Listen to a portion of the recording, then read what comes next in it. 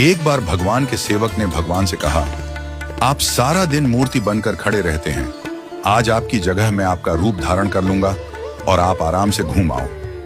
भगवान ने भी सेवक की बात मान ली, लेकिन भगवान ने शर्त रखी कि जो भी प्रार्थना करने आए उन्हें केवल सुनना और कुछ नहीं कहना। सेवक ने शर्त स्वीकार कर ली और योजना के अनुसार सेवक भगवान की जगह मूर्ति बनकर खड़ा हो गया।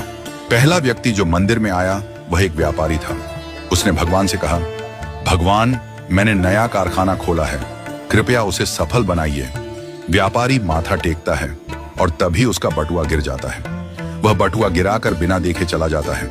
सेवक बेचैन हो जाता है और सोचता है कि व्यापारी को बता दे कि उसका बटुआ गिर गया है, लेकिन भगवान की शर्तों के अनुसार वह कुछ नहीं कहता। कुछ समय बाद एक गरीब आदमी आता है और भगवान से कहता है, भगवान, घर में खाने के लिए कुछ नहीं है, कृपया हमारी मदद करें।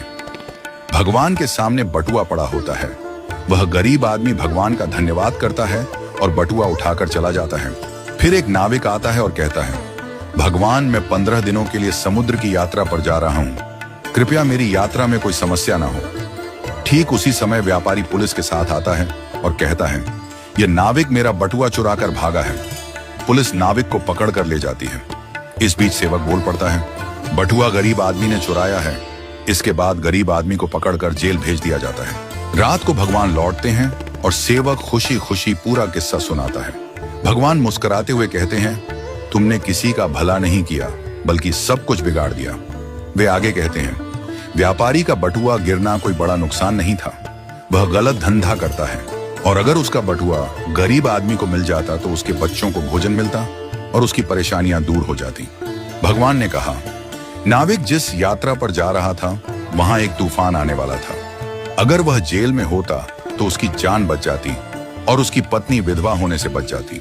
भगवान ने यह भी कहा, कभी कभी जीवन में हमें समस्याएं आती हैं और हम सोचते हैं कि यह हमारे साथ ही क्यों हुआ, लेकिन हमें समझना चाहिए कि इसके पीछे भगवान की योजना होती है।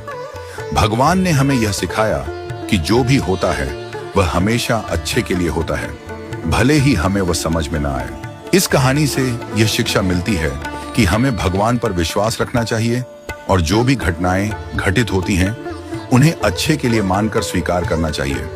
भगवान की योजना हमेशा हमारे भले के लिए होती है और कभी कभी हमें उस योजना को समझने में वक्त लगता है। हमें हमेशा यह मानकर चलना चाहिए कि जो भी होता है वह हमारे भले के लिए ही होता है और हमें उसमें भगवान की मर्जी को स्वीकार करना चाहिए। हमें कभी भी किसी स्थिति में निराश या हताश नहीं होना चाहिए।